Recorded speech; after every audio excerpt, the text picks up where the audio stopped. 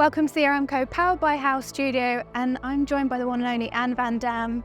Now, you came fifth this week. How was it being team captain?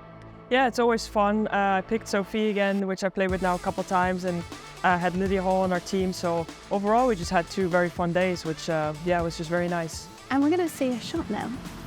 How tactical is this tournament, and how much do you have to pick who you want to be into your team? Yeah, it's always, you can go for more like who's playing well or pick someone you know. I always like to go for someone that I know that I'm like good friends with. So in this case, Sophie. But yeah, everyone kind of makes different decisions.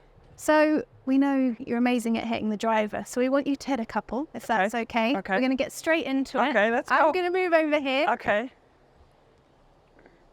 So I want you to talk through a little bit about what you do technically to help you hit that long shot. Okay. Well, I think for me, like most of the stuff that I work on is always comes down to like the setup and like the basics. I always make sure my alignment is good, my ball position is good, how far away from the ball I stand. I want to make sure, my knees and my shoulders are straight above each other. And with that, most of the time, if I'm not driving well, it's where I make a mistake. So a lot of times I actually go back to those things. So normally I would put some alignment sticks down, kind of work on my basics, and then it's all about, for me, setup, right? I want to have the ball position left. I want to make sure my shoulders are tilted. That's going to give me, the upward swing, and that's really what I try to do. I try to get behind the ball pretty slow, and from there, kind of just try to hit it up as well as I can. And ball position, out of the lead toe, or do you vary it shot shapes? I varied a little bit depending. If I hit a fade, I'll put it a little bit more left, and a draw, it goes a little bit more towards the inside. But yeah, for now, I've been hitting a little bit more of a fade shot. So if anything, just a little more into the left. And how do you find the course setup? Are you able to hit the really one where you really unleash, or do you have to be a bit more strategic? Not really. Like, it's pretty tight. So there's not a lot of holes where you can go out and step on it. It definitely requires you to shape it a bit both ways as well. It's a very fun course. Yeah, I like it a lot. 11. Can you unleash on the 11th hole? Okay.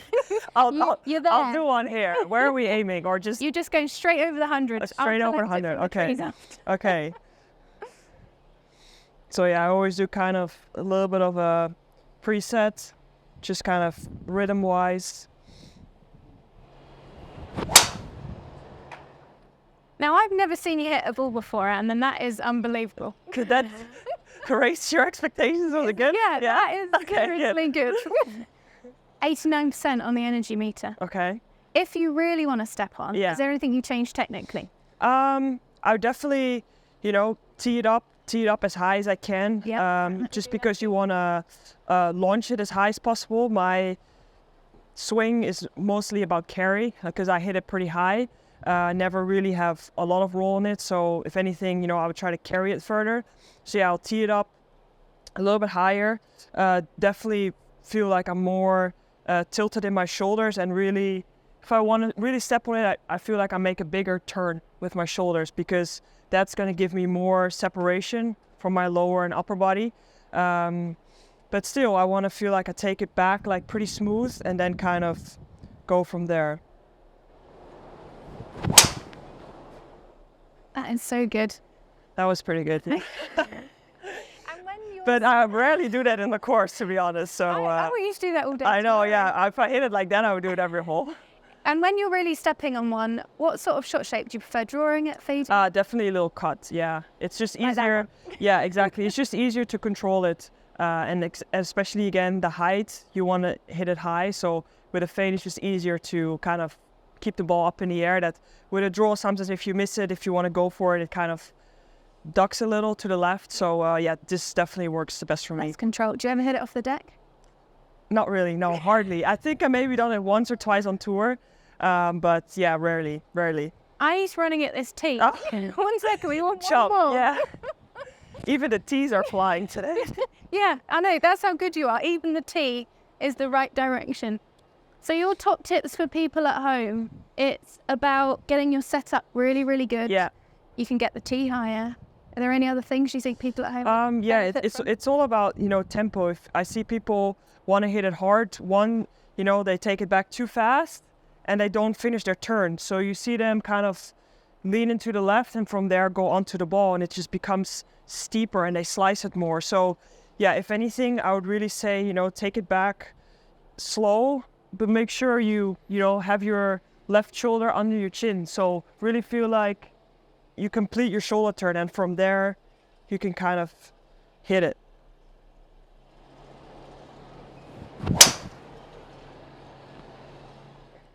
I mean, I'd still take that.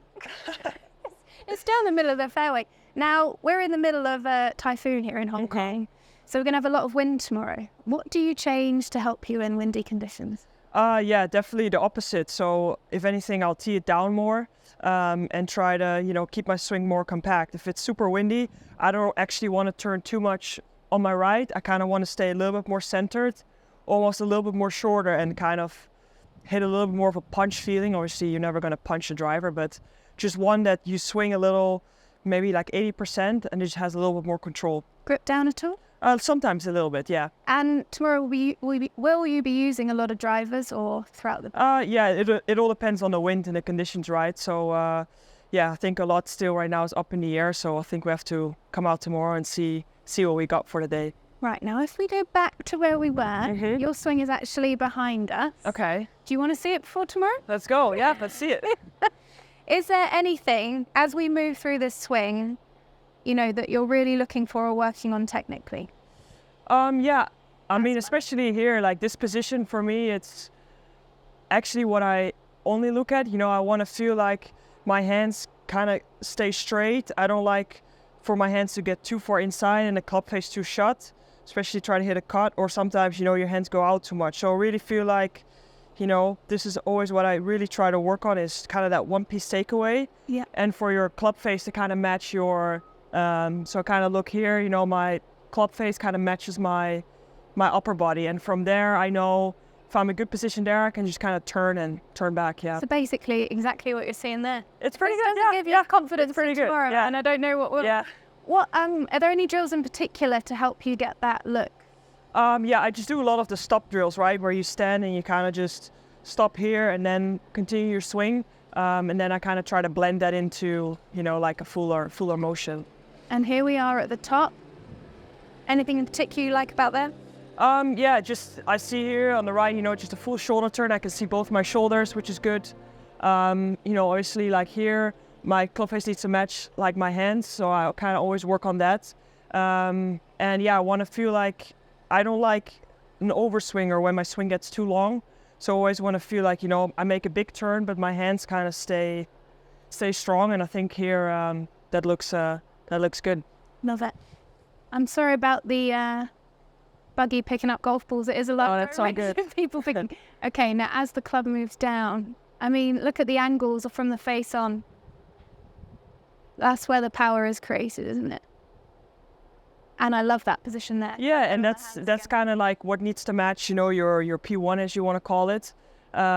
Same thing, you know, I'm a big rotator, so my hips are always going to be open a lot. Some coaches try to limit my hips, but, you know, I've really felt like that's where a lot of my power comes from. And as long as I move out of the way, and actually my fade helps a little bit with that, and I always make sure, you know, my club face is really square, and then it's a great matchup.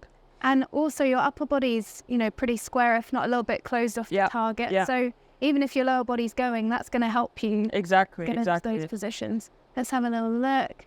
And that's the bit where we see you're the first person, can I just add, on the Swing Catalyst that has got a blurred club face. That shows the amount of speed you're generating into impact.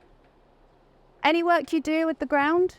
Not really, no. I obviously have done a lot with, you know, previous coaches that I had with 3D measurements and, you know, the force plate, you know, where you measure your weight. But, you know, the last couple of years I've been really kind of putting all the technical stuff away, kind of putting my TrackMan numbers away, and just kind of going back to the basics, you know, looking at my divot pattern, looking at the shot shapes that I'm hitting and kind of how it feels. And yeah, kind of going a lot more on feel. So yeah, it's been definitely a change, but I'm a person that is very interested in all the numbers, and I would like to understand them.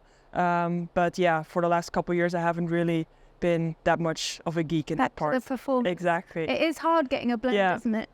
And, you know, sometimes it's, you know, you can work so hard on your trackman numbers or, you know, your different weight distributions. But in the end, you know, it's all about hitting a golf ball. And, you know, you can make it really complicated. And you see it also with a lot of players on tour that it's very easy to overcomplicate the game. And yeah, I was definitely one of them. You know, you can analyze your swing hours and hours, but in the end, you know, you just have to be comfortable over the ball and you have to be able to hit the shot that you want. Yeah, I feel like I've gotten a lot better in that the last couple of years. Well, we're talking about Aramco powered by How. You've given us how to hit a long shot and also how not to overcomplicate it. Yeah. And you have to get the ball in the hole. Yeah. Can I just say, going back to basics, this is going back to basics. Yeah. The bag's gone. Yeah. It's got tiny legs. I know. I had a some problems. I had some problems packing, so it was very short minute. But yeah, ironic.